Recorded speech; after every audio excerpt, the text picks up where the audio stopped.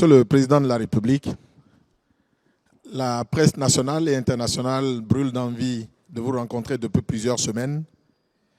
Et pour faire suite à cette demande, vous avez bien voulu vous prêter aux questions des journalistes qui ont préféré commencer par l'actualité du 7 décembre et aborder ensuite celle du 14 novembre. Merci. À nouveau, bonjour et merci pour votre présence. Je suis heureux de vous retrouver, surtout après la frayeur que nous avons tous eue il y a quelques jours. Vous savez, Dieu aime le Bénin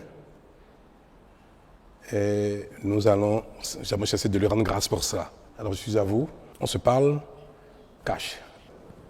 Madame, vous avez l'honneur. Merci Monsieur le Président. Je suis Inès Fassia, directrice de Bénin TV Junior. Les enfants m'ont remis plusieurs questions, mais dans ce lot-là, je vous pose une seule. Ils veulent savoir comment vous vous sentez après le 7 décembre. C'est des enfants qui veulent savoir comment se porte le Père de la Nation. Aussi simple que ça. Merci. Je vais bien. Je vais très bien. Même si mon moral a pris un petit coup. Pas pour moi-même, mais pour le pays entier. Parce que cet incident, c'est comme ça que je le qualifie, parce que pour moi, ce n'est pas véritablement une tentative de coup d'État. Parce qu'il faut bien plus que ça pour soumettre un État entier. Je suis peiné, j'ai été très malheureux, je continue de l'être pour l'image que cela donne de notre pays. Et c'est cela qui, en fait, constitue ma véritable souffrance. Pour moi-même, je vais très bien physiquement, et mon moral a pris un petit coup quand même. Pour cela. Vous savez, nous aimons tous le Bénin, malgré nos divergences, nos heurts, nos disputes. Je pense que la quasi-totalité des Béninois elle était loin de penser qu'un tel événement se produirait au Bénin. Ça nous ramène des dizaines d'années en arrière. Mais ça va, je veux espérer que tout le monde va bien également. On dit aux enfants que je vais très bien. Je leur dirai, avec votre permission, la deuxième question. Ils veulent savoir, à votre avis, qu'est-ce qui est important que les enfants et les jeunes du Bénin retiennent sur le Bénin aujourd'hui? À votre avis, qu'est-ce qui est important qu'ils doivent savoir du Bénin? Que le Bénin est un grand pays, une grande nation. Qu'ils soient fiers de leur pays, que même les plus grands pays du monde peuvent subir des épreuves. Ce n'est pas parce que nous avons connu une épreuve douloureuse, rare, que cela remet en cause la grandeur de la nation béninoise. C'est notre capacité à réagir, à faire face à ce genre de défis, d'épreuves, qui fait de nous aussi un grand pays. Donc qu'ils soient fiers du Bénin. Merci Monsieur le Président. Je suis Aboubakar Takou, quotidien Le Béninois Libéré et BLTV. Monsieur le Président, le coup d'État, heureusement déjoué du 7 décembre dernier, est l'œuvre d'un démembrement de la garde nationale. Une essence que vous-même avez inspirée et créée. Et à ce qui paraît, cette garde nationale est l'essence la plus chouchoutée de notre armée nationale. Monsieur le Président, avec le recul, n'avez-vous pas un sentiment de regret d'avoir constaté que c'est plutôt les enfants de la bonne maman qui ont été à l'origine de cette trahison à l'encontre de la République? Je vous remercie. Non, je n'ai pas de regret du tout. Et je peux vous dire que ce n'est pas la garde nationale qui a opéré l'attaque. Non. Heureusement. Vous savez, dans toutes les communautés du monde, quelle que soit l'époque, il y a toujours des marginaux. On ne peut pas reprocher à la nation béninoise d'avoir en son sein quelques voyous, quelques crapules, quelques marginaux. On ne peut pas reprocher à la garde nationale, à l'armée tout entière, d'avoir en son sein des crapules. Alors, ce qui aurait peut-être permis de qualifier la garde nationale d'un corps en rébellion, c'est si nous avons pu avoir tout le commandement, ou une partie du commandement. ou du sous-commandement, ou bien une frange importante de l'unité. Mais ça n'a pas été le cas, heureusement. Et ceux qui ont opéré l'attaque n'étaient pas tous, sinon, dans leur grande majorité, ils ne relèvent pas de la garde nationale. Ce sont quelques soldats qui étaient en séjour dans le camp de Togbe pour des formations, pour des mises à niveau assurées par quelques formateurs de la garde nationale. Et je peux vous confirmer que l'armée béninoise tout entière, et notamment la garde nationale, elles ont été extraordinaires. Elles ont, dans les premières minutes, confirmé leur allégeance à l'État, au chef supérieur des armées, à leurs autorités, et ont engagé immédiatement des hommes pour venir au secours de l'État, pour venir porter main forte au mater les voyous. Nous avons reçu un détachement de la garde nationale elle-même qui est à Dessa, à Lada, et un détachement également de la caserne de Ouida. Toutes les autres casernes ont appelé le chef d'état-major général, ont appelé le commandant de la garde républicaine pour demander la conduite à tenir. Savoir s'il faut engager toutes les casernes vers Cotonou pour protéger les institutions, protéger le palais, la résidence du chef de l'État, ou bien si l'incident était maîtrisé. En tout cas, toutes les casernes, tout le haut commandement, tout le sous-commandement a réagi dans les minutes qui ont suivi l'attaque. Et moi, ça m'a fait découvrir encore une fois que notre pays a franchi un palier. Vous savez, moi je n'appelle pas ça à la limite un coup d'État ou une tentative de coup d'État, c'est une attaque.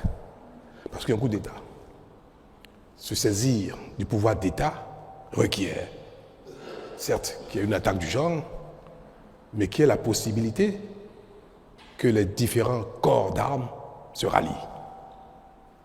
Qu'il y ait la possibilité que l'opinion publique, encore une frange, bonne frange, se rallie. Que les institutions ou les principaux acteurs politiques se soumettent ou se rallient ou fassent allégeance. Mais nous n'avons observé rien de tout cela. Aucune caserne, aucun membre du haut commandement, du sous-commandement. Ils ont tous appelé, et je peux vous le dire, et je voudrais que vous en soyez fiers, ils ont tous appelé, et les voyous ont pris même eu l'outrecuidance d'appeler certains pour demander leur ralliement. Ils nous ont tout de suite informés de ces appels-là et ont exprimé leur attachement, leur loyauté à la République. Donc ce n'est pas la garde nationale, ce n'est même pas un démembrement de la garde nationale, ce n'est pas un commandement de la garde nationale, ni même un sous-commandement de la garde nationale. Je crois que nous devons garder notre fierté à l'égard de la garde nationale. Et le 1er août prochain, je serai parmi vous, dans le public ou une partie de la tribune, j'aurai le bonheur, le plaisir, l'honneur de me lever et de les applaudir. Parce qu'ils ont été extraordinaires. Une était ma volonté de limiter les dégâts. Quand ils ont fui de la télévision et se sont retranchés dans la caserne leur a été bombardée. Les renforts qui sont venus d'Alada, de la garde nationale, et de Ouida étaient en position de bombarder le camp de retrait, c'est-à-dire Togbe. Nous avons imaginé ce que ça aurait engendré comme dégâts humains, aussi bien dans la caserne que hors de la caserne. Parce qu'il y a eu beaucoup de jeunes soldats en formation qui n'étaient pas avec eux, mais qui ont embarqué. Vous avez dû le constater dans la vidéo qui a circulé à l'occasion de leur prise éphémère de la télévision.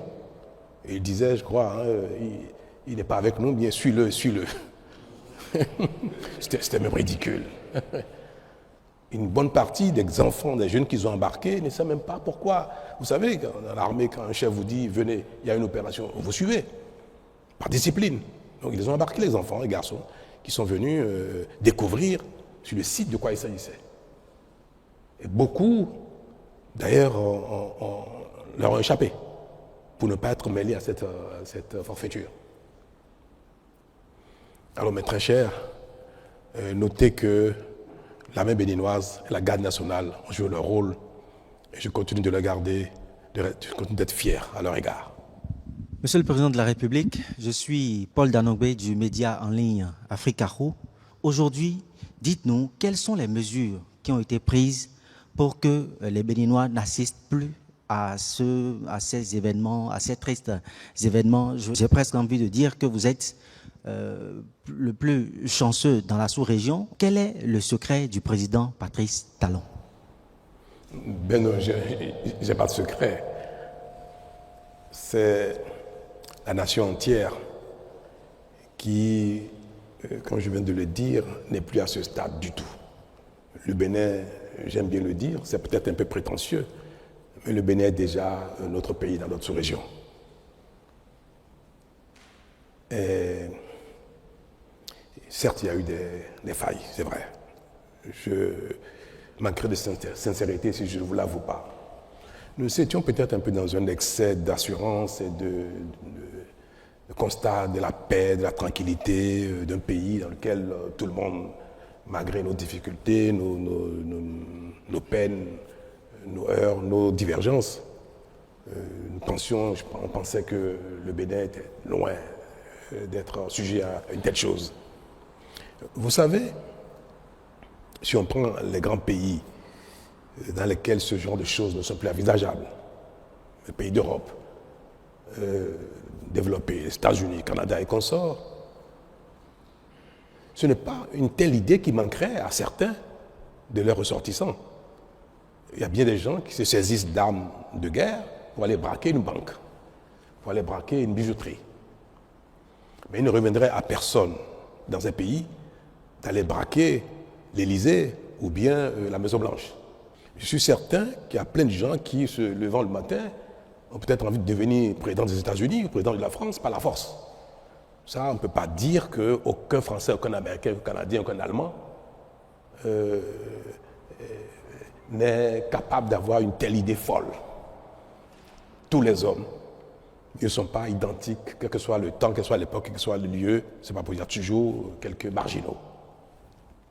Autant, on peut prendre des armes pour aller braquer dans ces grands pays une banque, une bijouterie, autant, même si l'envie existe, personne ne ferait des braquer, comme je viens de dire, l'Élysée ou bien la Maison-Blanche. Pourquoi?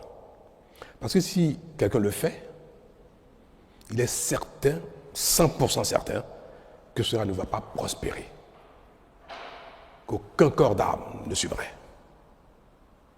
Aucun commandement ne suivrait. Le peuple ne suivrait pas. Aucune institution ne suivrait. Donc il ne pourra jamais jouir du pouvoir. Jamais. Ça peut durer 1 heure, 2 minutes, 1 semaine, même 1 mois, si c'est ceci d'armes très lourdes pour empêcher les autres corps de venir le saisir. Mais jamais celui qui penserait quelque chose du genre, qu'il ferait, ne jouirait du pouvoir. Dans certains pays qui ne sont pas à ce stade, si vous le faites, vous avez peut-être une chance sur 10, sur 20, sur 1000 d'en jouir. Il peut y avoir une partie de l'armée qui peut se rallier. Une partie de l'opinion peut se rallier. Des acteurs politiques peuvent se rallier. Alors quand la communauté, une nation est encore à cette étape-là, ce genre d'événement peut arriver. Mais une communauté, une nation dans laquelle tout ce que je viens de citer, les institutions, l'armée, consorts, jamais ne se rallie à une telle aventure, dans cette communauté, il n'y aura jamais de coup d'État militaire ou par la force. Jamais. Alors, il faut souhaiter que notre pays qui vient de démontrer qu'il est un grand pays reste sur ce palier et que notre évolution, notre émancipation, notre compréhension du monde, de la vie, des règles et consorts n'amène plus jamais aucune frange de notre société significative.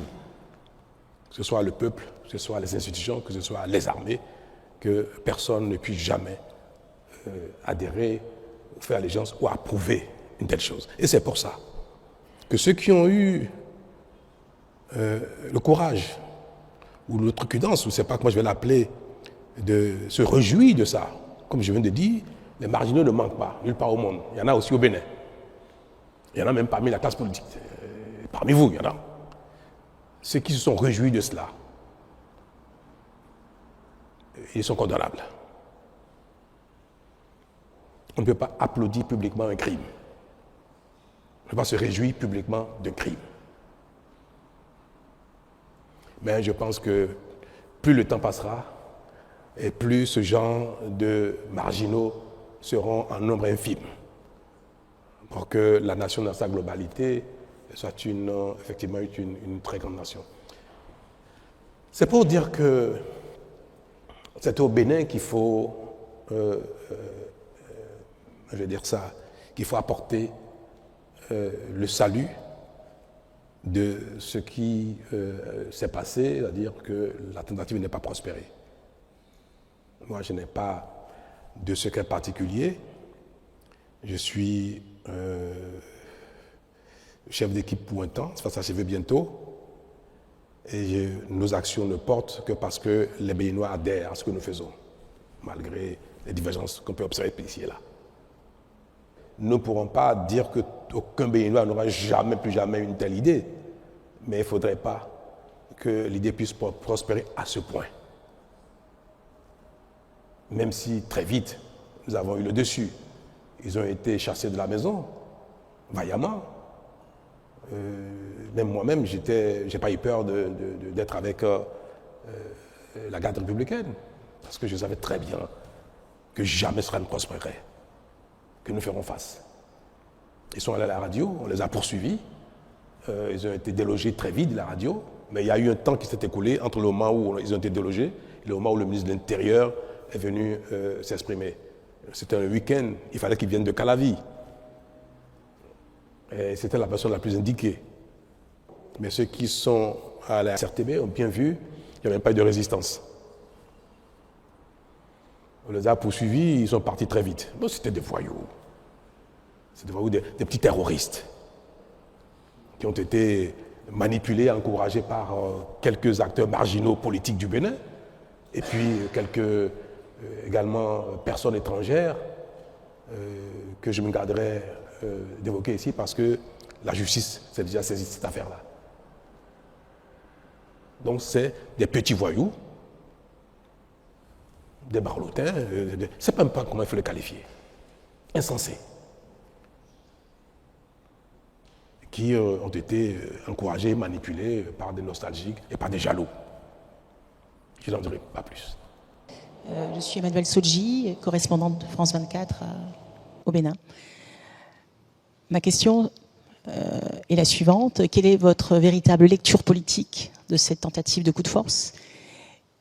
Et puis, deuxième partie, est-ce que vous craignez que cette nouvelle tentative se produise, sachant que les principaux responsables sont encore en fuite?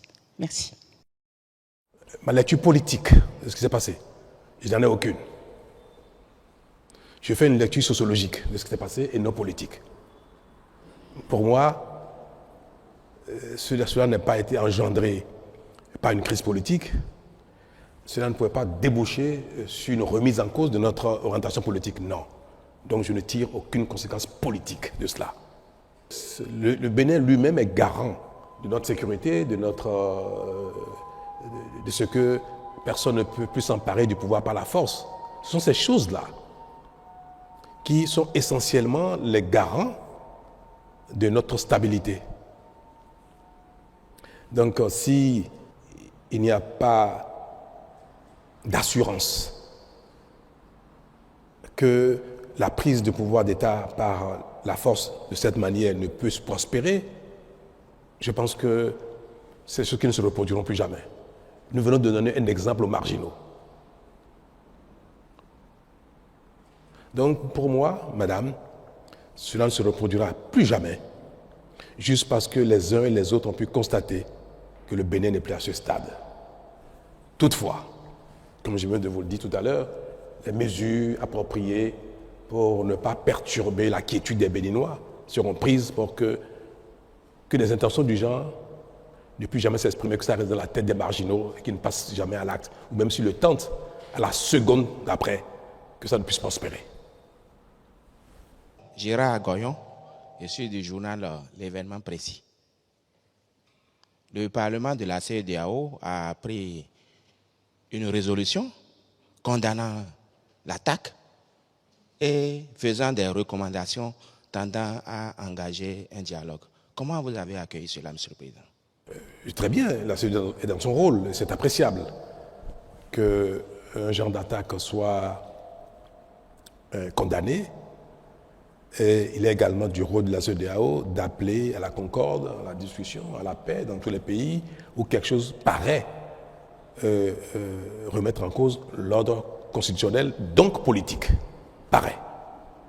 Donc il est évident que la communauté internationale invite le Bénin, invite le président de la République, les acteurs politiques, à ne jamais emprunter cette voie pour régler un problème qui pourrait être politique, qui pourrait l'être. Donc c'est évident que la CEDEAO nous demande, au besoin, d'engager des dialogues pour que ce ne soit jamais par les armes que nous réglons nos différends. Ceux qui ont peut-être encouragé ces enfants, garçons, à faire une telle chose, et qui ont peut-être des raisons politiques, sont également concernés par ce genre de message. Vous avez beau avoir des divergences avec le pouvoir en place, l'État ou l'autorité en charge à l'instant, vous ne pouvez pas faire, encourager, inciter les gens à aller s'attaquer à l'État. Donc c'est un message d'ordre général que je prends avec honneur et humilité. Merci. Bonjour, Monsieur le Président. Je suis Joël Tchogwe de Peace FM. Alors, ma question, c'est de savoir, est-ce que vous pensez que les dysfonctionnements ou les défis de gouvernance peuvent faire le lit à des intentions malveillantes, de tentatives de putsch? Et ensuite, quelle est la mission de l'armée étrangère qui a été sollicitée pour venir en renfort à l'armée béninoise? Merci.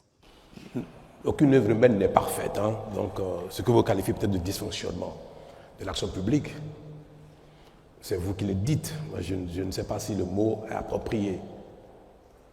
Il n'y a rien, aucune action, nulle part au monde, soit capable de faire l'unanimité. Aucune action humaine. Même le Créateur ne fait pas l'unanimité. À plus de raison, les hommes et l'action humaine. Donc, ce qui a pu, dans le courant de l'action publique, pendant le mandat ou les mandats qui se sont écoulés, à ne pas plaire à certains, aux uns aux autres, ont pu porter même parfois préjudice, à tort ou à raison, à certains, peuvent être de nature à ce que il soit souhaité que le président, le chef d'équipe décède. Pourquoi pas? On peut dire, oh là là, si une mort emporte celui-là, mes peines seraient finies. C'est pareil, hein, vous savez, quelqu'un qui pense que la rigueur de l'État, la rigueur des institutions est imprimée par le chef et qui lutte de manière implacable contre la corruption. Et si quelqu'un vide la corruption, il peut souhaiter que tout cela s'arrête par la disparition du chef. C'est humain, c'est humain. Donc pour moi, ce qui a pu se passer, même si des acteurs politiques que je qualifie de marginaux ont pu encourager les enfants, les garçons à le faire, je ne considère pas que cela est lié à une dérive de l'action publique, de l'État, dérive de l'autorité en charge de notre destin commun pendant l'instant actuel, que cela soit lié à un dysfonctionnement. Je ne sais pas ce qui serait ce dysfonctionnement-là, donc je ne fais pas cette lecture, comme je viens de le dire. Alors, pour ce qui est de l'intervention de l'armée de l'air du Nigeria, c'est un peu vers midi qu'après avoir analysé la situation, en discussion avec les responsables militaires, le patron de la garde républicaine, le chef d'état-major général qui était en France, qui a dirigé les opérations de loin et qui s'apprêtait à prendre le vol et venir à Cotonou. C'est après avoir échangé avec eux que nous avons décidé de faire appel à une frappe, à un pays susceptible de nous aider à faire une frappe chirurgicale. Parce qu'ils se sont retranchés à Togbin avec des armes lourdes, avec des blindés. On avait neutralisé un des blindés devant la télévision nationale, mais ils sont retournés dans la caserne avec des blindés. Vous savez, dos au mur, ils peuvent encore faire des bêtises. C'est-à-dire commencer dans la caserne, à tirer, à faire n'importe quoi, en sachant que la cause était perdue.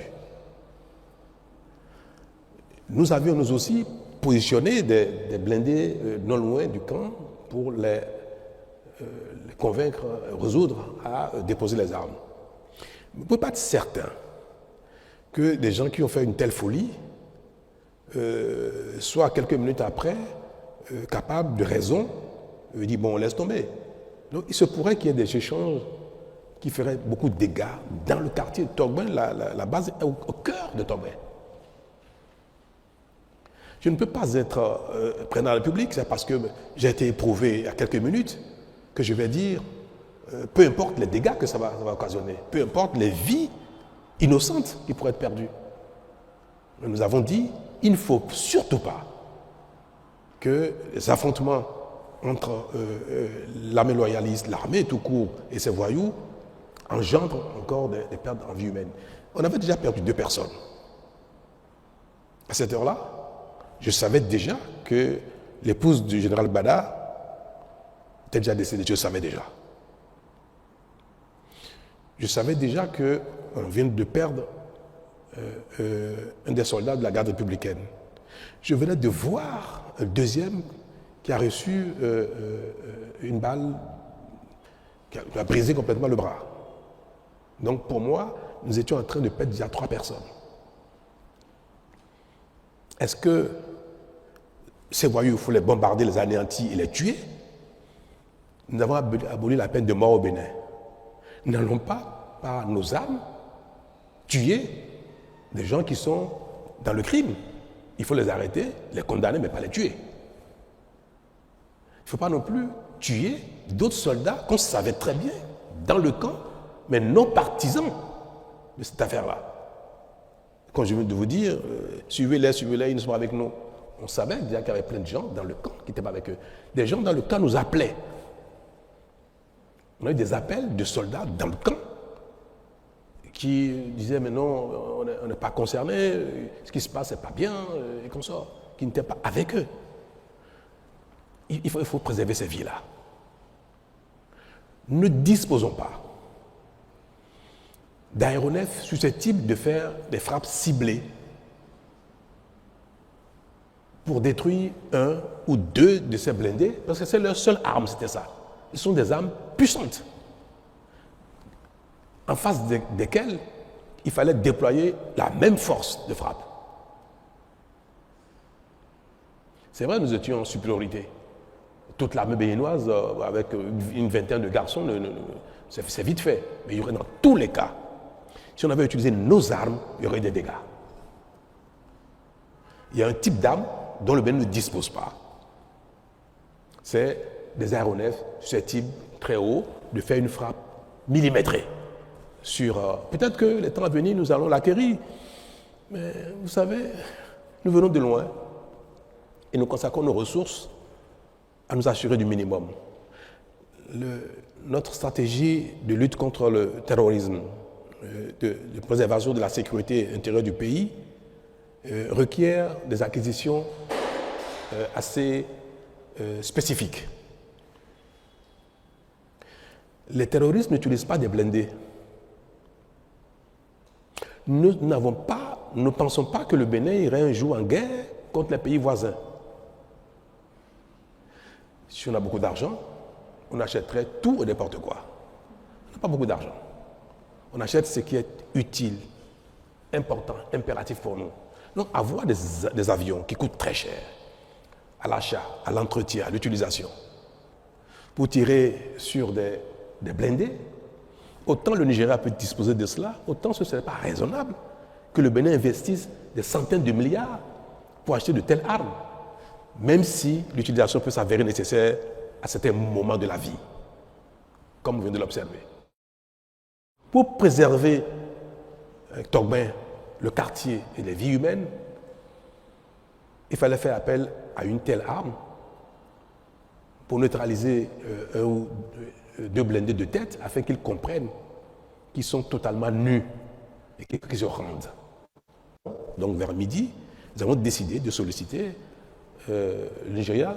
Nous savions, le commandement militaire béninois savait que nos amis nigériens disposaient de tel équipement. On leur a fait appel via la CEDEAO, via le président Tinubu lui-même en personne, et nous avons opéré les formalités nécessaires de la journée pour que ce soit une intervention qui se fasse dans le cadre de la CEDEAO, normée, bien précis, et nous avons dit dans quel cadre nous voulons le faire, et nous avons rassuré les Nigérians que cela éviterait beaucoup de pertes en vie humaine. Le président Tinubu a été rassuré de cela, parce que il ne faut pas, pour neutraliser une dizaine de gars, vingtaine, tuer des centaines d'autres. Donc c'est exclusivement à cet effet que nous avons sollicité les appareils qui sont venus opérer. Ils ont fait 2 frappes. Ça suffit pour que ce qu'on espérait s'est bien passé. C'est la débandade. Donc nous avons eu raison d'avoir fait ce choix-là. Le président du Nigeria a souhaité envoyer une troupe terrestre. Vous savez, quand vous êtes éprouvé, il est de bon ton de ne pas refuser l'aide, même si vous n'en avez pas besoin. Les règles de courtoisie requièrent cela. Vous êtes éprouvé, on vous dit, on va vous aider. On envoie des hommes. Même si on n'a pas besoin de ça, vous dites merci.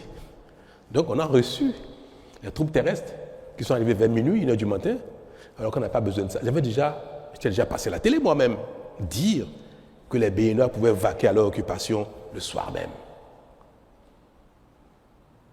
Pourtant, l'armée nigériane est venue par voie de terre à minuit. Nous avons installé, ça montre que la coopération fonctionne bien une fois de plus.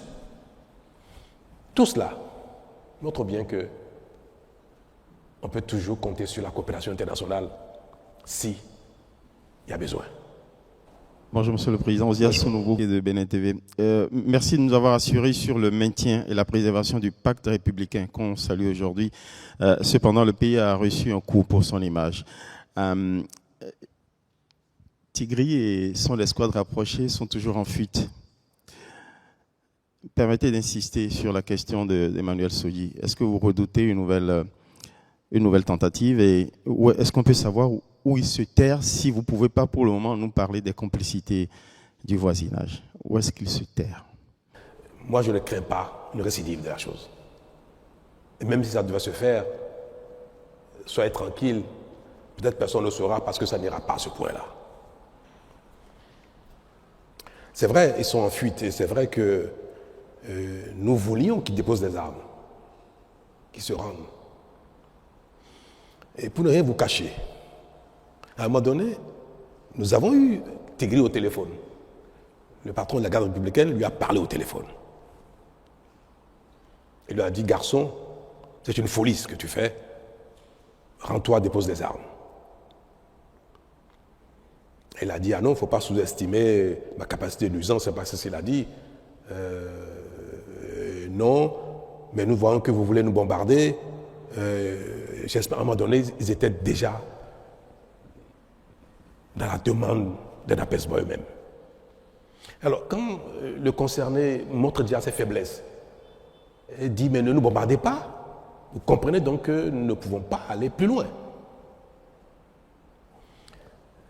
Et quand effectivement nous avons réduit, ils ont commencé par fuir, deux choses l'une. Certains ont fui avec leurs armes, qu'ils ont jetées après dans les caniveaux, dans les rues de Togben, puisque nous avons reçu des armes, la population nous a amené des armes après. Quand ils fuient comme ça avec des armes, vous les poursuivez, c'est des champs de tir, le risque encore de mort devient réel à l'instant où vous poursuivez quelqu'un qui est armé dans un quartier densément peuplé. Nous aurions pu, si on avait donné le feu vert aux hommes de la poursuite de tirer sur eux, quand ils ont commencé à faire le mur, quand certains sont mis en civil, certains sont mis en civil et sont sortis du camp sur des motos. En tout cas, moi, j'ai donné les consignes de ne pas abattre qui que ce soit en fuite. Parce qu'il y a déjà eu un premier lot qui s'est enfui. Quand ils sont arrivés dans le camp, Tigri lui-même est parti du camp en civil et en voiture. Il a abandonné les garçons, il a quitté, il est sorti du camp. Quand la frappe a eu lieu, il n'y était plus. Donc, ceux qui se sont enfuis, tant mieux. Nous les recherchons, nous avons retrouvé certains parmi eux, mais certains ne pas été retrouvés et je crois, ont eu la facilité de quitter le territoire. Parce que vous savez très bien que la convivialité, la bonne cohabitation entre nos deux pays, la CEDEAO, même si parfois sur les papiers, ce n'est pas une réalité, entre les populations, c'est une réalité. Les échanges sont libres, totalement libres entre les populations sur les frontières. Et il n'y a pas que les points de passage officiels qui permettent d'aller du Bénin au Nigeria, au Niger, au Burkina ou au Togo. Donc ils ont pu passer les frontières. Et nous avons lancé les mandats d'arrêt contre eux. Nous avons sollicité les pays concernés pour coopérer et nous les livrer. Je vais espérer qu'ils vont coopérer, qu'ils vont nous livrer ces voyous-là. Parce qu'il faut qu'ils en répondent. Mais je compte de vous dire, c'était moins de mal qu'ils se soient enfuis que les poursuivants. Nous fassions beaucoup de victimes dans Togben. Rachida Oussou de BIP Radio. Si vous me permettez, j'aimerais aborder le deuxième thème de cette conférence. J'aimerais évoquer la trêve politique. Est-ce que vous pouvez nous expliquer comment ça va marcher et est-ce que ça ne pose pas problème dans un pays démocratique? Merci. J'ai donc promulgué hier la loi portant révision de la Constitution. Et c'est vrai que dans les nouvelles dispositions, il y a, je vais le dire ça abusivement, l'instauration d'une trêve. Mais en fait, ce n'est pas nouveau, madame. Dans le dispositif politique électoral du Bénin, ça tout le monde le sait, la campagne électorale en vue du changement des équipes politiques, que ce soit exécutif parlementaire ou aux exécutifs locaux, la campagne électorale, dans les tests qui organisent les élections aujourd'hui, la campagne ne peut s'ouvrir que, je crois, c'est 2 semaines avant le scrutin. C'est ça, les textes existants. Donc, théoriquement, dans les règles, dans les tests qui organisent la compétition politique, on n'est en campagne électorale que 2 semaines avant les élections, avant les scrutins. Et si vous lisez les nouvelles dispositions de la Constitution, c'est tout ce qui a été dit. On dit que la critique par les acteurs politiques est permise, elle est autorisée, elle est même normale, elle est souhaitée. C'est dans la Constitution. Il faut que les acteurs politiques, notamment ceux qui ne sont pas en charge, puissent commenter, critiquer l'action de ceux qui sont en charge pour qu'il y ait amélioration, pour qu'il y ait des propositions alternatives, pour qu'il y ait des solutions. Parce qu'on ne peut pas dire que ceux qui sont en charge d'une fonction politique ont la science infuse et qu'à eux seuls, ils détiennent la vérité. Donc, le principe même de la critique de l'action publique est consacré dans la Constitution, dans les nouvelles dispositions et de manière permanente. Il faut ne pas vous laisser entraîner par l'image des mots. Je dirais plutôt l'image, même pas leur contenu. Parce que le mot trêve paraît très fort. Mais dans son contenu, la trêve ne concerne pas la critique de l'action publique. Mais nous savons très bien que personne ne respecte les 2 semaines de campagne que prescrivent nos lois. Et c'est pour ça que nous avons voulu mettre le doigt là-dessus. Utiliser un mot fort pour interpeller les consciences, pour dire qu'on ne peut pas être en campagne toute l'année, tout un mandat durant.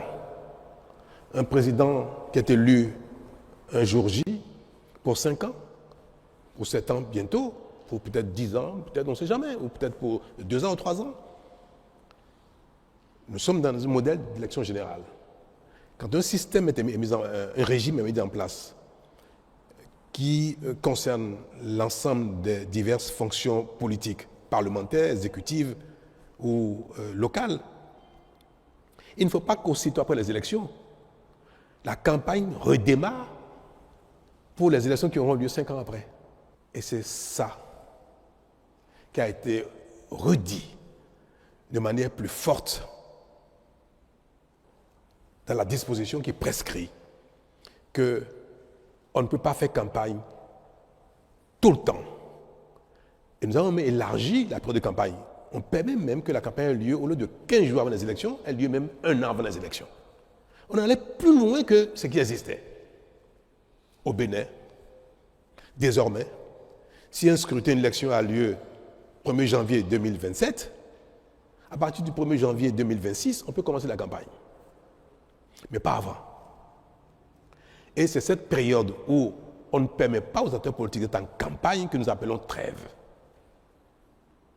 Il n'y avait pas un mot pour le désigner précédemment.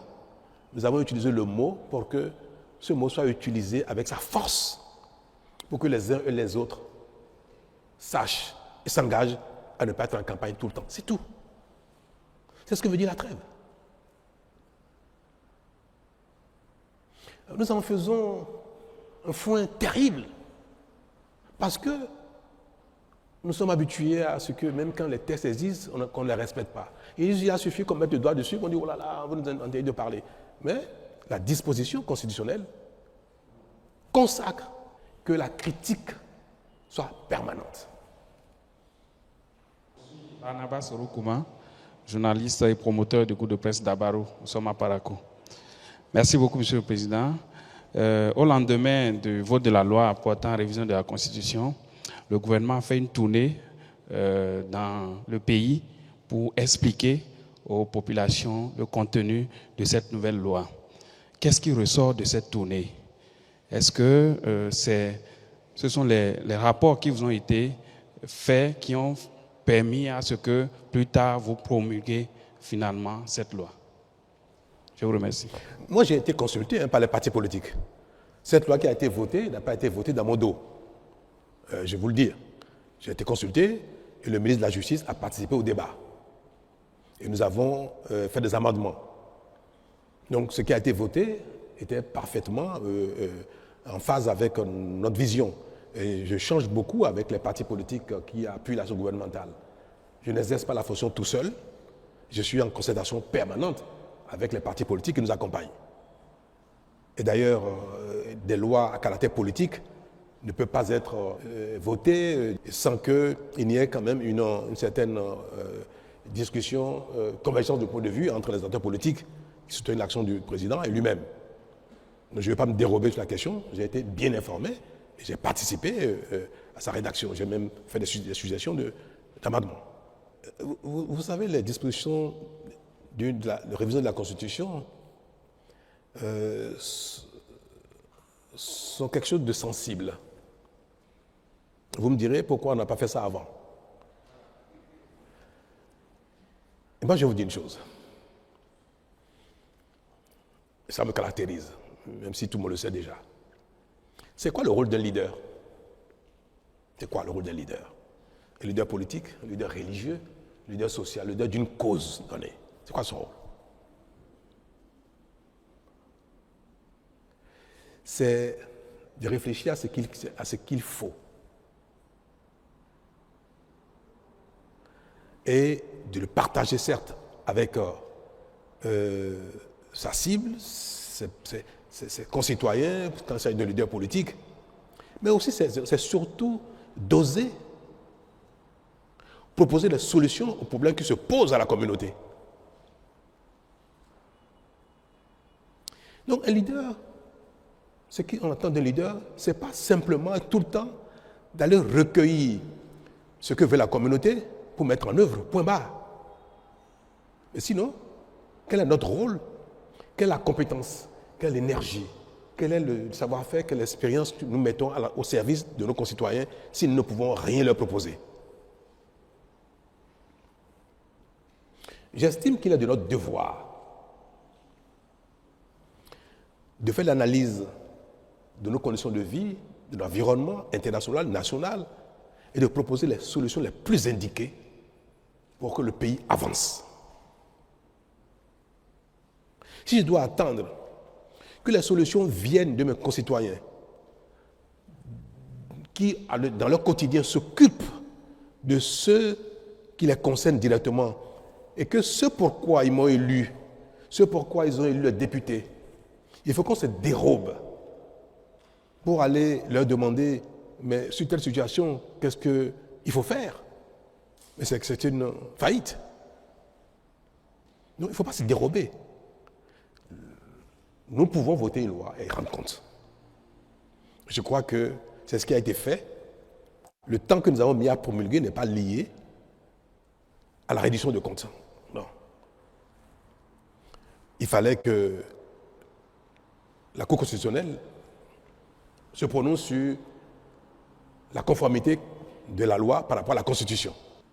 Mais j'ai voulu, par respect au peuple, j'ai voulu quand même que tout de suite, dès que la loi a été votée, j'ai voulu que le peuple soit informé de cela, nonobstant la procédure de validation par la Cour constitutionnelle en ce qui concerne la constitutionnalité de la loi.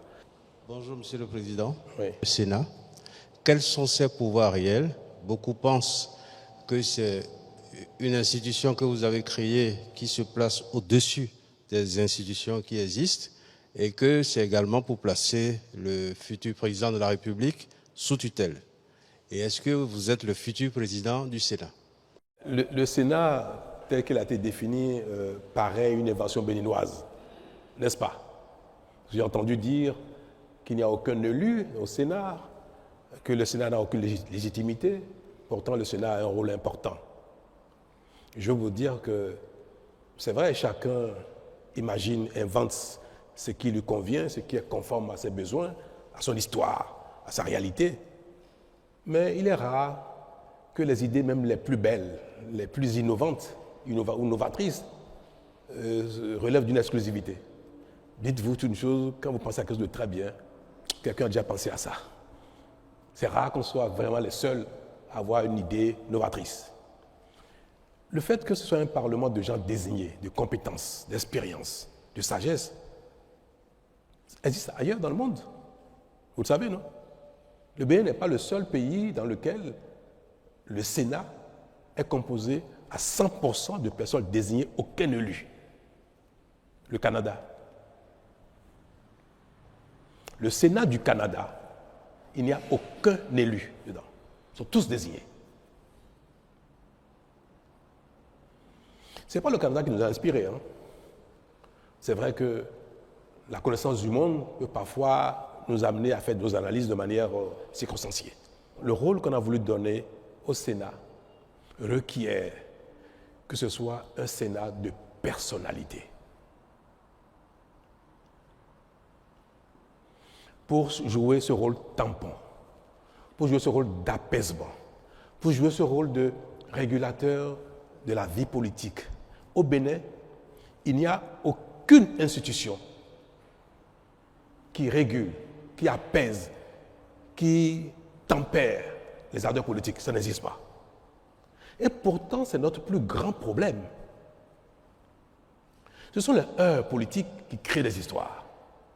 Ce sont les différences politiques qui même empêchent l'action politique efficace. Il n'est pas inutile qu'il y ait dans la République un conseil de sages. Nous avons appelé Sénat parce qu'il a quand même un petit rôle législatif. Et le thème consacré pour les institutions qui partagent avec l'Assemblée le pouvoir législatif, ce thème standard, c'est le Sénat. S'il n'y avait pas le moindre rôle législatif dans les attributions du Sénat, on aurait peut-être appelé le Conseil des sages. Mais tel qu'on l'a défini, le Sénat a également un autre rôle législatif parce qu'il y avait un vide dans le dispositif béninois, dans la Constitution en ce qui concerne les divergences entre le Parlement et le gouvernement. Vous savez, au Bénin, le président de la République, le gouvernement, peut également initier des lois qu'on appelle projets de loi. Le Parlement initie proposition de loi. Dans tous les cas, que ce soit projet venant du gouvernement, venant du président de la République, ou proposition venant des députés, c'est le Parlement béninois seul au Bénin qui vote la loi. Une fois que la loi est votée, si le président de la République n'est pas d'accord avec certaines dispositions qu'il estime non pertinentes pour l'action publique, pour la gouvernance du pays, pour l'efficacité de l'action publique, le président de la République peut demander une deuxième lecture. Et il dit, à l'occasion, il demande que telle disposition soit modifiée dans tel ou tel sens. Il peut suggérer même d'introduire de nouvelles dispositions dans la loi qui a été votée. Et le Parlement se réunit une seconde fois et une dernière fois sur la loi en question pour prendre en compte, pour analyser, pour examiner les demandes du président de la République. Le Parlement est autonome, souverain. Il a beau recevoir les demandes du président, il a beau recevoir ses commentaires, le Parlement peut ne pas suivre la demande du président de la République et voter la loi telle qu'elle avait déjà voté la première fois, ou voter différemment. En tout cas, peut ne pas donner suite à la demande du président de la République. C'est la réalité législative au Bénin. Mais nous sommes dans un régime présidentiel où l'ensemble de l'action publique, de développement, d'organisation, de sécurité, de financement, tout cela relève des prérogatives du président de la République. Quand il y a divergence majeure entre le président de la République, entre le gouvernement et le Parlement, il peut y avoir un blocage. Et on l'observe dans les grands pays où ils ont un système bipolaire, où le pouvoir est véritablement partagé entre un Parlement, je vais donner l'exemple de la France, entre le Parlement et le président de la République. Parce que ce n'est pas un régime parlementaire, c'est un régime présidentiel, mais qui partage son pouvoir exécutif avec la majorité parlementaire. Il peut y avoir des blocages terribles. Le Bénin n'est pas dans un régime du genre, mais quand même, les lois peuvent être votées sans l'approbation ou sans prendre en compte les demandes ou les exigences du président de la République. C'est bien pour la démocratie, mais parfois pour les pays comme les nôtres, ça génère des paralysies ou ça génère des perversions. Et c'est surtout les perversions qu'il faut craindre. Pendant longtemps, pour ceux qui ont la mémoire des choses, pour voter les lois au Parlement, ce sont des valises d'argent qui vont à Porte-Novo. Vous avez oublié ça apparemment. Pourtant, ça date d'à peine 10 ans. On en parlait de manière confortable. C'est devenu quelque chose de courant. Ça ne gênait plus personne. les lois, toutes les lois pratiquement, en tout cas les lois majeures, notamment si c'est une proposition de loi venant du gouvernement, il faut payer avant que le Parlement ne vote. C'est une proposition de loi dans laquelle le président ou le gouvernement a un intérêt particulier sur une disposition particulière. Elle a beau être pertinente, s'il ne paye pas, ce ne sera pas voté. Les valises d'argent circulaient entre Cotonou et Porto-Novo. Tout le monde le savait. Et ça nous convenait bien. Nous étions tombés dans une perversion qui est devenue quelque chose de sport national, comme la plupart de nos travers. Hein. Mais j'ai été très vite confronté aussi à cette demande-là. J'ai dit, avec moi, pas question. C'est fini ça. Moi, je suis venu pour réformer. Et c'était l'une des raisons pour lesquelles j'avais dit, je ferai un seul mandat de réforme et ça me suffira parce que je considérais qu'il fallait combattre nos tares, nos perversions, nos vulnérabilités et que cela allait améliorer la population publique. La bonne gouvernance, allait instaurer la bonne gouvernance. J'ai combattu, j'ai refusé. Mais ce n'est pas n'importe qui résiste à ça. Mais j'ai entrepris, moi, honorablement, de parler avec la classe politique entière, tous les partis existants, y compris les FCBE d'alors, en proposant un pacte, en proposant qu'on travaille ensemble. Une partie a accepté, d'autres ont reçu le dictat de leur chef. Non. Mais j'ai réussi à recomposer une majorité au Parlement pour accompagner l'action publique, mon action. Je ne peux pas, parce que moi je suis chanceux, parce que je suis parfois un peu kamikaze, je ne peux pas voir des imperfections, des choses graves qui génèrent des travers et en partant dire, bon, tant pis, moi je m'en suis sorti, le reste on verra bien. C'est mon pays. C'est le pays de mes enfants, mes petits-enfants, de vos enfants, de nous tous, de mes concitoyens, les gens de mon village, les gens du village voisin, les gens du village lointain. Bref, c'est le pays de mes concitoyens. Et si Dieu me donne une longue vie, je serai béni encore peut-être pendant quelques années, et je vais subir la gouvernance de mon pays. Donc, je ne peux pas voir quelque chose mérite d'être corrigé, quelque chose est une faiblesse, une tare, une perversion, et laisser ça ainsi. C'est pour ça qu'on a suggéré qu'il y ait un organe qui soit capable d'arbitrer entre le président de la République et le Parlement en cas de blocage, au cas où une loi serait votée par le Parlement. Le président de la République demande une deuxième lecture. Le Parlement ne tient pas compte de la demande du président. Donc, il y a deux positions. Et cela peut être une loi importante. C'est vrai que les lois de finances, la Constitution a prévu les voies et moyens pour contourner les blocages. Mais il y a plein d'autres lois qui sont d'importance pour la République et qui parfois font l'objet donc de blocages entre le Parlement et le gouvernement. Nous avons dit qu'il peut y avoir un conseil de sages, de sachants, les gens qui ont été au Parlement, qui ont été dans la fonction, qui ont été à la Cour constitutionnelle, sont des personnalités diverses qui peuvent examiner la demande du président, la loi votée par le Parlement, et dire le Parlement a raison, le président de la République a tort, ou bien le président de la République a raison, c'est le Parlement qui a tort. Un tel organe peut permettre, si le président de la République a des observations, des demandes qui vont dans le bon sens, qui sont d'intérêt général, un tel organe peut permettre que cette loi soit votée, soit promulguée selon les demandes pertinentes du président, afin que ce ne soit pas des considérations politiques, mesquines, qui empêchent la mise en œuvre de quelque chose qui est bon pour le pays. Nous considérons que, ne regardez pas le Sénat l'entame, imaginez le Sénat dans 10, 15, 20 ans.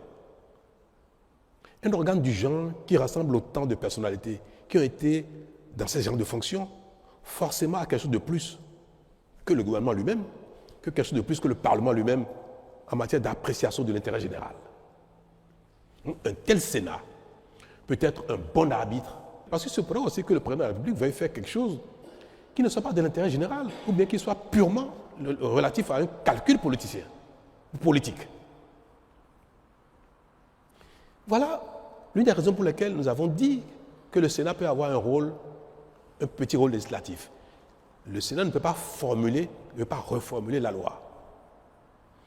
Il peut simplement dire telle position paraît plus conforme aux intérêts de la nation que telle position donc donne raison à l'une position.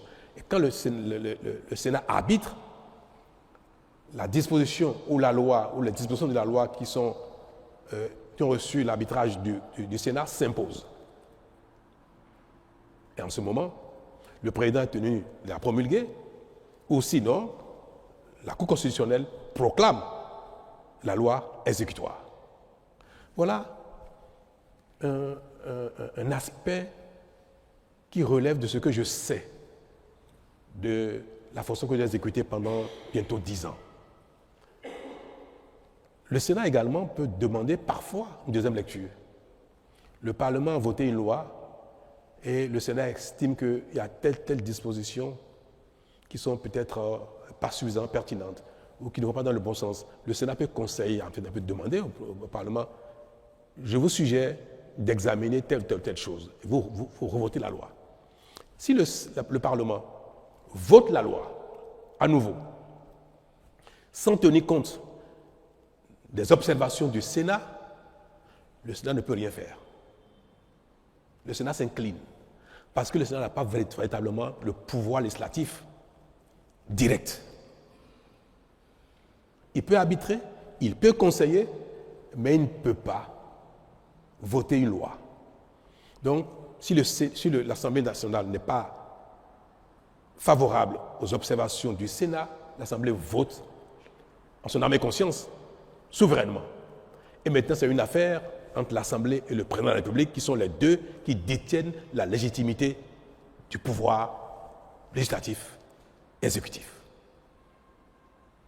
Voilà. Voilà pourquoi nous avons instauré le Sénat. Il y a une troisième prérogative, mission du Sénat, c'est d'appeler de temps en temps les acteurs politiques à la raison. Vous savez, on me dit, mais la Cour constitutionnelle est déjà un organe qui régule la vie politique, mais ce n'est pas vrai. On dit, mais les acteurs politiques peuvent répondre devant la loi de ce qu'ils font. Mais on ne répond pas souvent devant la loi, les acteurs politiques, de nos actions politiques. Il y a plein de choses que le politique peut faire, peut dire, qui ne soient pas condamnables au pénal, mais qui peut porter préjudice grave à la nation entière. Tout à l'heure, je vais vous donner 2 exemples.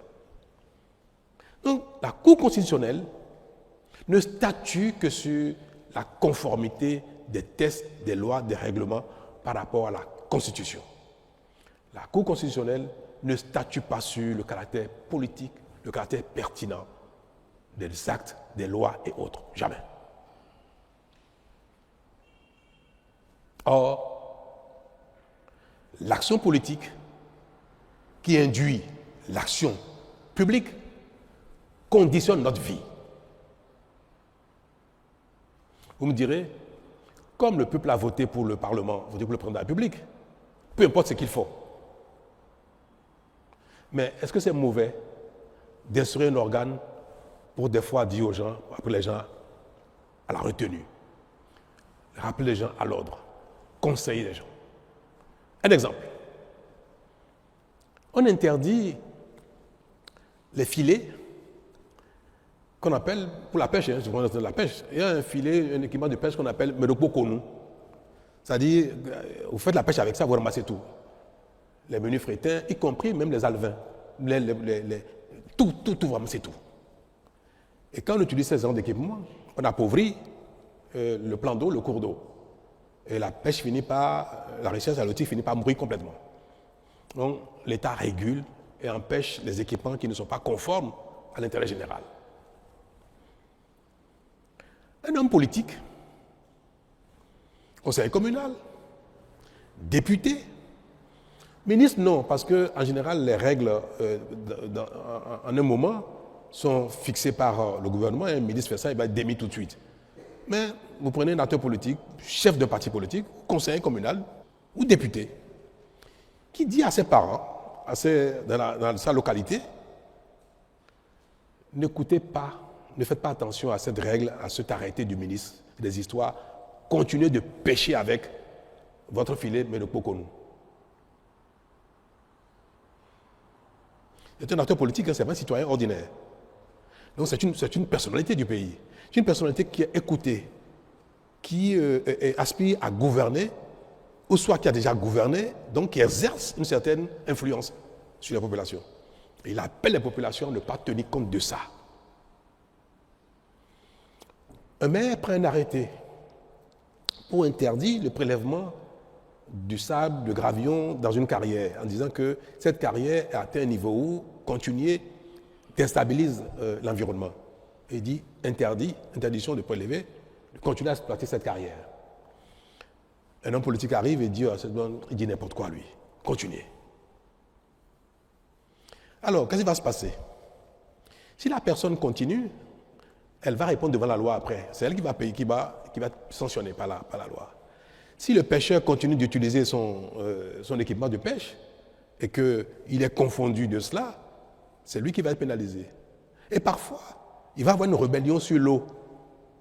La police fluviale va sur l'eau pour contrôler les filets et les populations pour se soulever contre la police fluviale.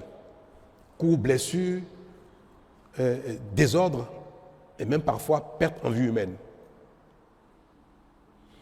Le véritable auteur, c'est qui? C'est l'homme politique. Mais aller devant la justice, en pénal, correctionnel, c'est un délit. Il appelle des gens à ne pas respecter la loi. Vous êtes magistrat. On vous présente un acteur politique qui a appelé les populations à ne pas respecter la loi, contester la loi. Et il va dire, non, moi j'ai seulement critiqué la loi. Mais il conteste la loi, il soulève les gens contre la loi. Vous ne pourrez pas le condamner pénalement. C'est du mal. En plus, un acteur politique. Voilà les limites. Je ne suis pas juriste, autrement je ne suis pas magistrat et consort, mais je vis au quotidien ce genre de choses, je suis face à ce genre de situation. Où un homme politique va dire ça, et il va être devant la loi, mais ce n'est pas lui qui a fait la bêtise. Ce n'est pas lui qui a pêché avec un filet. Lui, il a simplement dit aux populations, mais j'estime que le test de loi, le règlement ou l'arrêté qu'on sort était excessif ou bien n'est pas pertinent et qu'on sort, je n'ai dit que ça. Mais ça, ce n'est pas condamnable. C'est ni un délit, ni un crime. Il faut que les juges aillent très loin pour aller trouver la culpabilité pénale d'un tel comportement politique. Et ça fait des dégâts énormes dans nos communautés. Il y a des choses qu'un citoyen lambda peut dire. Tant qu'il n'a pas enfreint, il n'a pas commis un délit, il peut continuer de le dire. Parce qu'on n'arrête pas les gens, on ne pousse pas les gens juste parce qu'ils disent cette loi-là, moi je ne vais pas la respecter. Un citoyen le dit ça, on ne le fera rien du tout. Il conteste la loi alors qu'il n'a pas le droit. On n'a pas le droit de contester les tests, les règlements, les lois de la République. On peut les critiquer, on ne peut pas les contester. Pour les contester, il faut aller devant les juridictions qui ont la compétence de recevoir les contestations et de statuer pour dire « Ah, le citoyen a raison, telle loi, tel règlement, tel décret n'est pas conforme à l'ensemble du dispositif positif légal de notre pays. » Mais en dehors de la contestation devant la juridiction, théoriquement, personne n'a le droit de contester l'autorité de la loi, des règlements, dès lors qu'ils sont en vigueur. Donc, que les citoyens, même si on ne doit pas le faire, qu'ils contestent l'autorité de la loi et des règlements, on ne peut pas mettre les gens en prison pour ça. Mais qu'un acteur politique, une personnalité politique, qui a de l'influence, qui aspire à gouverner, qui a même déjà gouverné, fasse de telles choses, Ce n'est pas pénalement qu'il faut régler ça, il faut régler ça politiquement, il faut l'appeler à la raison. Il faut qu'il y ait parfois, un observatoire pour dire tel ou tel, ce que vous faites pour un politique, pour un chef de parti, pour un ministre, pour un député, pour un conseiller communal, ce n'est pas bien parce que vous remettez en cause l'ordre global. Le Sénat a aussi ce rôle-là, de pouvoir interpeller les acteurs politiques sur des choses qui sont contraires à l'intérêt général, qui sont contraires à la sécurité, qui sont contraires à la paix. Quand un homme politique dit « Moi, je vais appeler les miens, ils vont venir si vous allez vous affronter sur le terrain. » D'un homme politique, ce n'est pas bien. Mais est-ce que vous allez le poursuivre en pénal pour ça? Parce qu'il a dit « Je vais appeler les miens, ils vont venir s'affronter. » Non. Ce n'est pas tout qui est pénal. Il faut éviter aussi d'amener les acteurs politiques systématiquement devant la loi parce que ça crée trop de problèmes. Ce qui n'est pas convenable politiquement. Il faut qu'il y ait un organe pour leur dire « c'est pas bien ce que vous faites. Ne faites plus ça, ne dites plus ça. » Et si là, les personnes refusent, récidivent, vont jusqu'à demander qu'il y ait un coup d'État, vont jusqu'à demander à ce qu'il y ait la guerre civile, vont jusqu'à demander que les populations s'affrontent. Là, on peut dire, ah non, là, vous exagérez. On peut prononcer même une sanction politique contre ces personnes-là. C'est tout. Nous mettons en place dans notre pays des dispositions qui accompagnent notre dynamique de développement, la compétition politique, l'activité politique, comme dans tous les autres domaines où, quand on est dans un métier, il y a des codes de déontologie, il y a des lois, des règlements qui les organisent, qui sanctionnent. Il n'y a qu'en politique où aucun test, aucun règlement, aucune institution n'appelle à recadrer l'activité politique, l'action politique ou les propos politiques. Ça n'existe pas au Bénin. C'est le seul métier. On peut faire ce qu'on veut et il n'y a personne qui peut vous rappeler à l'ordre. Si vous êtes médecin, infirmier, artisan, policier, je ne sais pas quoi, zémédien et consorts, votre activité est réglementée. L'activité politique, non. Vous pouvez faire ce que vous voulez. Vous pouvez appeler les gens à se tuer. À la limite, on ne vous dira rien. Est-ce que c'est un tort de proposer qu'il y ait un conseil de sages qui appelle les uns et les autres à la raison pour que nous vivions plus en harmonie et que l'action politique publique soit efficace et non chaque fois objet de conflits, de guerre. Voilà, mesdames et messieurs, l'intérêt du Sénat. Je pense qu'il serait bien que nul ne se dérobe. Que nul ne se dérobe. Que toutes les personnes qui ont servi ce Bénin, ce pays, qui ont une certaine personnalité, une certaine expérience, une certaine notoriété, acceptent, pendant qu'ils sont encore un peu vigoureux, d'être dans ce conseil de sages. Moi, je ne vais pas me dérober. Et j'espère que personne ne se dérobera. Personne. Ce n'est pas très contraignant d'être dans ce conseil, dans ce Sénat, pour donner son opinion, pour apprécier ce que font les uns les autres, pour conseiller et pour apaiser, pour servir de tampon. Non.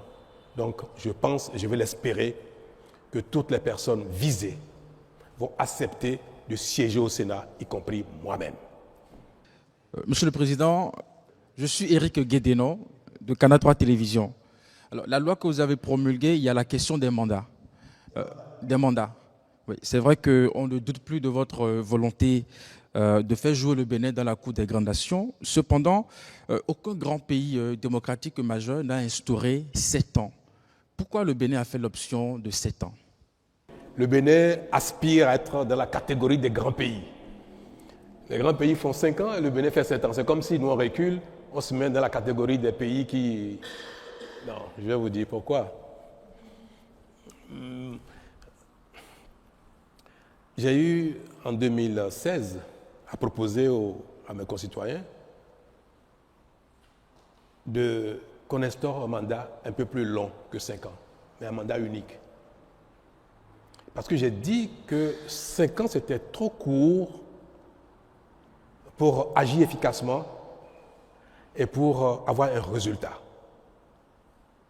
C'est trop court. Mais j'ai dit que la quête d'un second mandat pervertit l'action courante. Parce qu'on a les yeux rivés sur le second mandat et on est un peu même populiste. C'est pour ça que j'ai proposé les deux choses. Rallonger le mandat pour avoir un temps plus long pour l'efficacité de l'action publique, mais un seul mandat pour ne pas être conditionné par le besoin d'un renouvellement. 10 ans après, ayant été dans la charge, je peux vous dire que je suis plus que jamais convaincu que 5 ans, c'est trop court. Surtout, si ce n'est pas un mandat unique. C'est un paradoxe, hein, ça paraît. Surtout si ce n'est pas un mandat unique, 5 ans est trop court. Parce que celui qui est élu pour un premier mandat, s'il est un homme politique, il voudrait forcément un second mandat. La vocation politique ne s'exprime pas seulement pour exercer la charge de la fonction une seule fois. Et vous le savez tout très bien, la plupart des acteurs politiques qui postulent pour être président de la République, ils voudraient bien faire le nombre de mandats qu'il faut, 2, 3 ou 4 si possible. Donc le fait de vouloir un second mandat requiert que le premier ait un bilan. Si vous faites un premier mandat qui n'a pas de bilan, vous ne pouvez pas solliciter de vos concitoyens de vous reconduire dans la charge. Mais comment on fait pour avoir un bilan visible au bout de 5 ans? On ne fait que des choses visibles en apparence, mais qui manquent souvent de profondeur, de qualité. Une telle situation pousse les gouvernants, le président de la République, les régimes, dans la précipitation. Et tout ce qui est fait est bâclé. Sans études, sans contre-expertise, sans donner le temps qu'il faut aux entreprises pour exercer, quand c'est des travaux, que c'est une réforme, tout ce qui relève de l'action publique est fait de la précipitation. Parce qu'on veut, au bout de 2 ou 3 ans, avoir un résultat visible.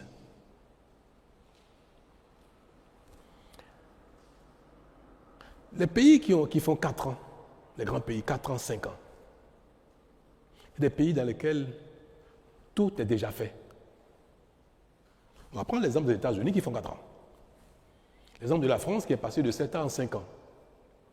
Mais quand vous écoutez les attentes des populations aux États-Unis, en Allemagne, en Italie, en France, c'est quoi l'attente des populations? Quelle est leur demande face aux acteurs politiques? Quand vous écoutez l'offre politique des acteurs politiques italiens, espagnols, français, canadiens, américains, quand vous écoutez leur offre politique, de quoi ils parlent? Vous n'entendrez jamais les populations françaises, américaines ou italiennes demander de l'eau à leurs acteurs politiques. Il nous faut de l'eau, jamais. Qui a déjà entendu ça une fois dans les réclamations des populations en France ou aux États-Unis? Jamais. Vous n'entendez jamais demander de l'électricité. Ils ne demandent jamais la route. Ils ne demandent jamais les hôpitaux. Ils ne demandent jamais les écoles. Même pas les universités. Peut-être des centres de recherche. Pourquoi? Parce que l'eau, ils l'ont déjà depuis longtemps. La route, ils l'ont depuis longtemps. L'électricité, les gens naissent avec ça, ils ne s'imaginent pas que ce soit un bien particulier. C'est une banalité. Vous n'entendez pas les gens dire, dans ma région, je veux une université. Les gens ne demandent pas ça. Les populations vont dire, nous voulons lutter contre l'immigration. Pour qui on va voter pour qu'il combatte l'immigration? Pour qui on va voter pour qu'il assure notre sécurité dans les quartiers, dans les villes? Sécurité. Lutte contre l'immigration. On va entendre Nous ne voulons pas aller à la retraite à 65 ans, on veut continuer à la retraite à 60 ans.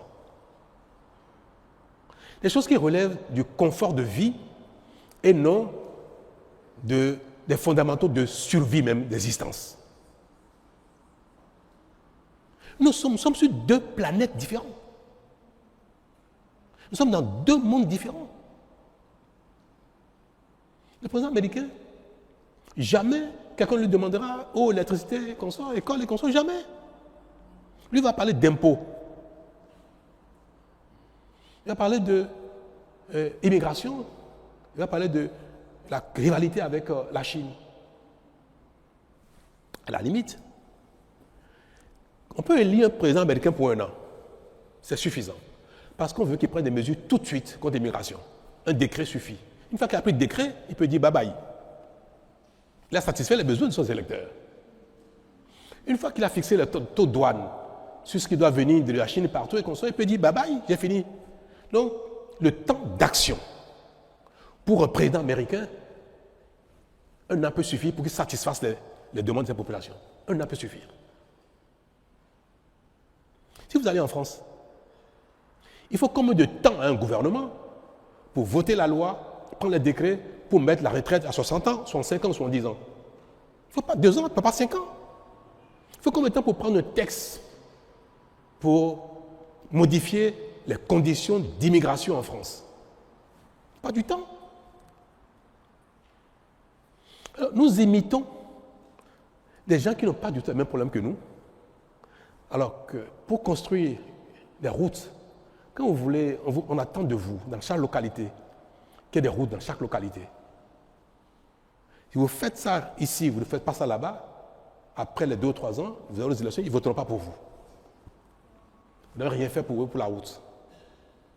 Moi, je suis arrivé, j'ai espéré qu'au bout de 5 ans, j'aurais atteint 80-90% de couverture en eau potable. C'était mon plan, c'était ma volonté, on était engagé là-dedans. Il y a encore des endroits où on dit, mais on a demandé de l'eau, vous êtes venu ici en campagne, on n'a pas eu l'eau.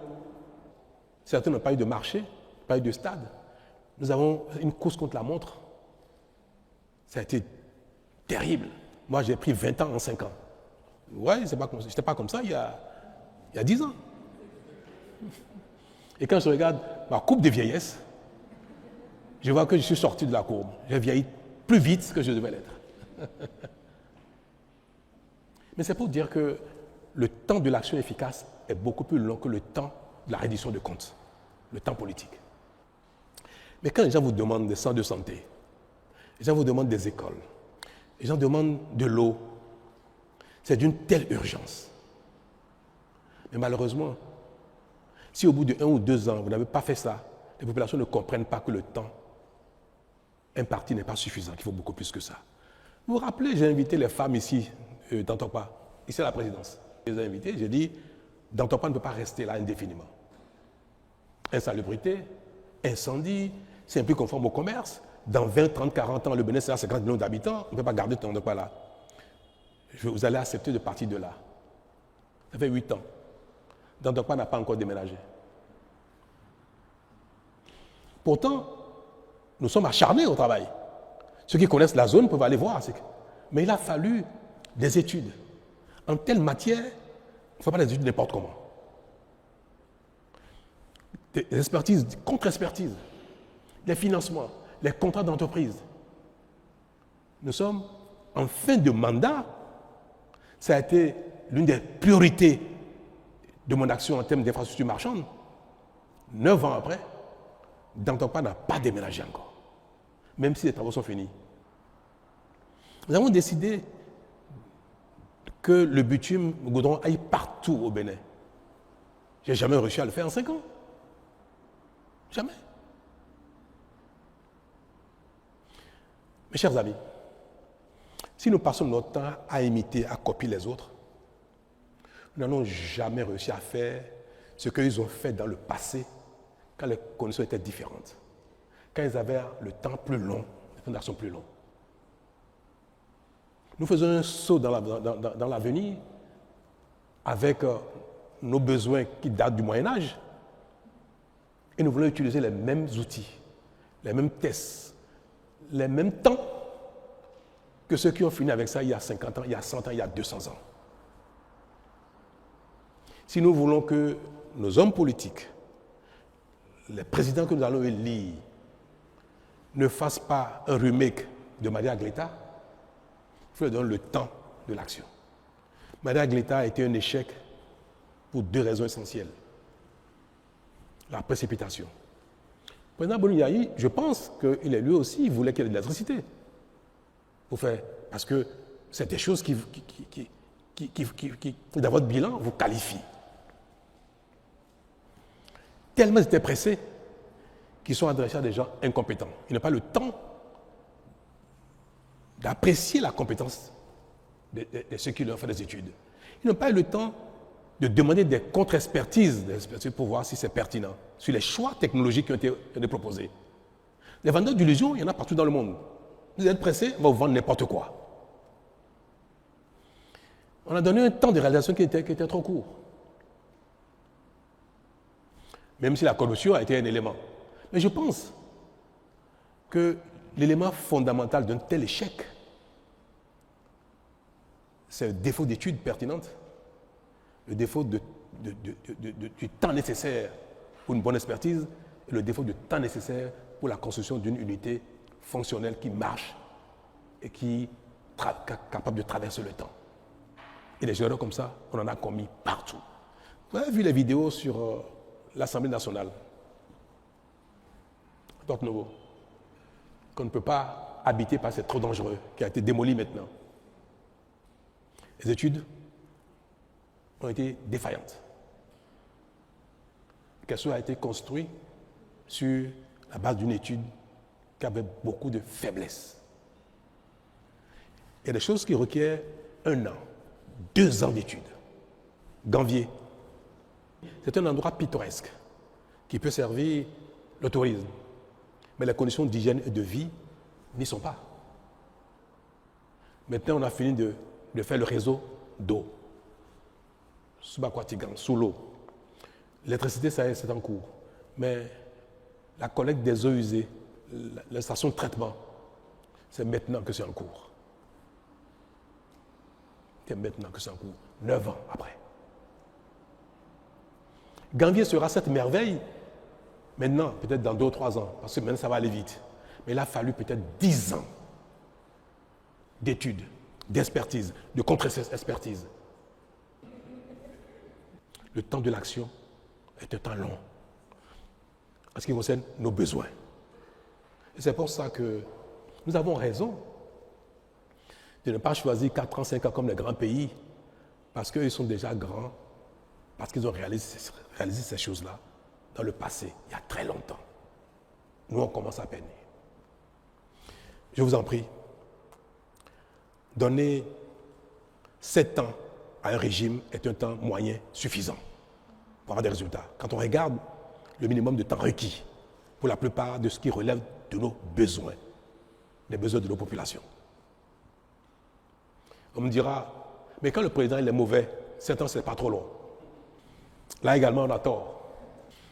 Quand le temps est court, il ne permet ni au mauvais de faire quelque chose, ni au bon de faire quelque chose. Que vous soyez bon ou mauvais, quand le temps est court, vous ne faites rien. Quand le temps est long, est suffisant, celui qui est bon fera quelque chose. Celui qui n'est pas bon, il ne fera rien. Mais ça ne change rien pour celui qui est mauvais. Donc le président qui n'est pas bon, le gouvernement qui n'est pas bon, que le temps soit suffisant, ou trop court, ou trop long, il ne fera rien. Mais il ne faut pas qu'à cause de lui, on vote une disposition qui empêche ceux qui sont bons de faire des bonnes choses. Non, on regarde le mal pour empêcher le bien de se faire. En fait, voilà comment je dis ça, la disposition philosophique qui nous guide ici, dans les pays où nous sommes confrontés au manque de confiance, au manque d'efficacité. Comme peu de gens sont bons, alors on met en place des dispositions qui empêchent tout le monde d'être bon. C'est le paradoxe du humain. Non, donc, c'est pas parce que de temps en temps, la communauté aura des présidents qui ne sont pas bons, qui ne sont pas efficaces, qui ne sont pas pertinents, qui n'ont pas de bonne vision. Ce n'est pas pour ça. qu'il faut considérer que jamais il n'y aura de bon président et en conséquence, on met des tests en place qui ne donneront jamais la possibilité à quelqu'un de bien inspiré de faire des choses pour satisfaire nos besoins. Voilà pourquoi j'ai estimé que partant de la fonction, j'estime que ce que je peux faire de bien pour mon pays, c'est de relever tout ce que j'ai pu constater pendant mes 2 mandats, tout ce que j'ai pu analyser. Mais quand même, j'ai parfois l'esprit assez critique. Je parviens à observer. Donc, mais tout ce qu'il faut comme solution pour transformer l'essai, pour que le Bénin aille plus loin, plus vite, plus efficacement, plus durablement pour les temps à venir, je me suis permis de dire, voilà, de ce que j'ai pu observer, ce qui nous permettra de transformer l'essai. Ne pas avoir été dans cette fonction pendant 10 ans et partir sans laisser quelques indications pour ceux qui vont nous succéder. Ce n'était pas à mon profit. Ce sera au profit de personne, ce sera au profit du Bénin. Merci, Monsieur le Président. Agapit Maforikan de la télévision privée commerciale Télé Bénin. Monsieur le Président, je voudrais juste rebondir sur les 7 ans toujours, mais concernant les maires et les députés. Cette fois-ci, 7 ans renouvelables une seule fois. Pour le Président, c'est limité. Une fois, ça peut se comprendre. Pourquoi pour les élus locaux et pour les députés, ce n'est pas limité. Merci, Monsieur le Président. Le fait de limiter le nombre de mandats pour des élus qui ne sont pas dans l'exécutif, parce qu'on aura appliqué le même principe qu'on a adopté pour le président de la République, était une erreur pour ces 2 raisons suivantes. Nous sommes dans un régime présidentiel. L'action publique est exercée par le président de la République. Tout ce que je viens de dire, le bilan, le temps d'action, l'efficacité dans le rôle, l'énergie qu'il faut pour mettre tout ça en œuvre, c'est requis pour le président de la République, mais ce n'est pas requis pour un député. Est-ce qu'on est d'accord? Donc nous sommes en fait dans 2 champs différents de compétences, 2 champs d'exigence, 2 champs de disponibilité différents. Ce qui justifie qu'un président de la République ne va pas rester longtemps parce qu'il va s'écléroser, il va se fatiguer, sa vision, il va rester enfermé dedans, il ne va pas pouvoir faire les corrections qu'il faut, il est dans l'action. Et pour ça, il ne faut pas qu'un homme s'éternise au pouvoir. Mais par contre, le député le plus efficace, qui va avoir le plus de pertinence dans l'action parlementaire, c'est le député qui a de l'expérience. Et on peut l'observer. Les parlementaires sont plus pertinents dans les analyses, dans les suggestions, dans les propositions, dans les analyses comparées, quand ils ont de la matière, quand ils ont de l'expérience. Donc, on prive le pays de ce que les gens ont pu capitaliser comme expérience politique et qui est requis dans l'action parlementaire, qui est requis dans l'action législative. Voilà une raison suffisante pour dire qu'on a appliqué les critères de prendre la République aux autres alors que ce n'est pas du tout la même chose. La deuxième raison, c'est la démotivation que cela peut générer dans l'animation de la vie politique et dans l'appartenance au parti politique.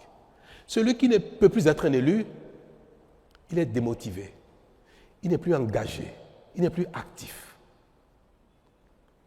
Est-ce qu'il faut systématiquement qu'il y ait un renouvellement systématique des acteurs politiques ou bien il faut qu'il y ait un renouvellement mérité? Est-ce que c'est parce que d'autres attendent qu'il faut nécessairement dire ceux qui ont déjà été acteurs politiques quitter la scène que les autres montrent? C'est une façon d'amener, de faire la promotion, non pas par le mérite politique, mais pas simplement le principe de renouvellement systématique. Ce n'est pas en toute chose dans la vie que le renouvellement systématique est un bienfait, est pertinent. Il y a bien de domaines dans la vie où il ne faut pas renouveler les gens de manière systématique. Un médecin qui a capté de l'expérience, vous dites qu'il est trop vieux, c'est venu dire que quelqu'un sort de l'école, il faut qu'il le remplace. Si on fait ça, on va tuer la qualité de la médecine. Vous direz que comparaison n'est pas raison. Mais je peux vous dire que si on veut que les partis politiques se renforcent, restent dans la durée, concourent à la stabilité politique, concourent à la continuité de l'action publique, il faut que ce soit les populations qui décident pour qui ils vont voter. Il faut que ce soit les partis politiques qui décident de qui va monter de rang, de cran, de palier, en raison de son intelligence, de son génie, de son engagement, de son militantisme et de ses mérites, au lieu de rendre cela systématique. On a fait une erreur. J'estime que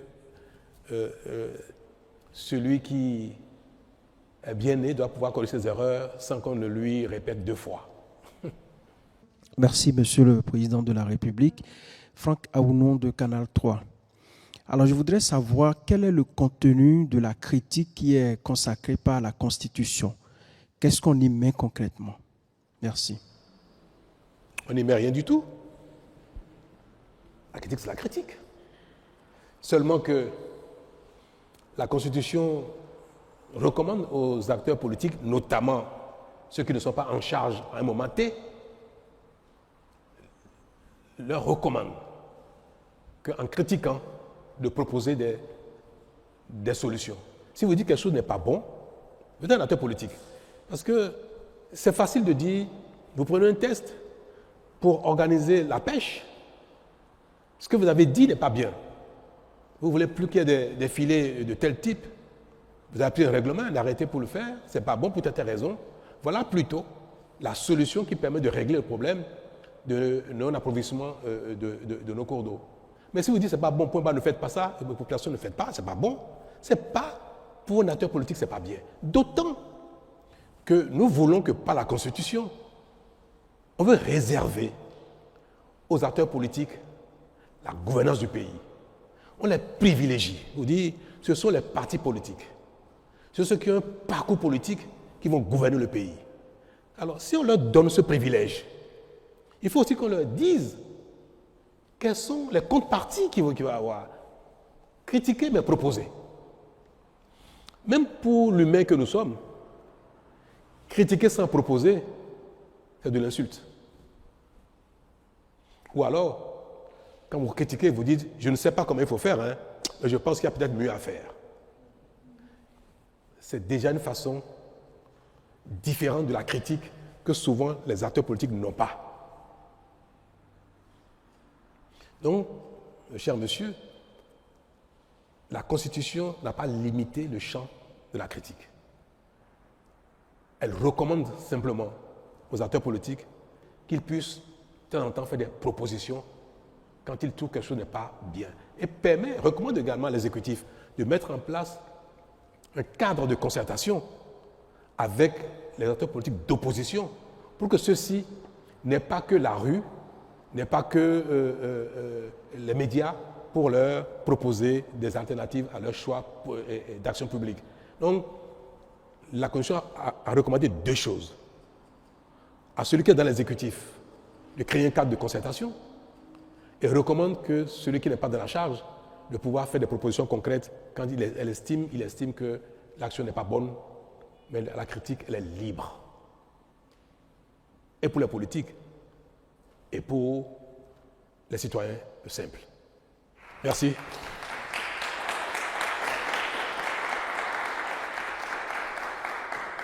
Je voudrais, avant de vous adresser mes vœux de manière formelle, vous souhaiter une bonne année, vous des médias et de la presse. Le Bénin fait son chemin. Nous allons souhaiter que 2026 nous apporte davantage que les années passées. Bonne santé à tous, du métier, et qu'il y ait un peu plus de ralice.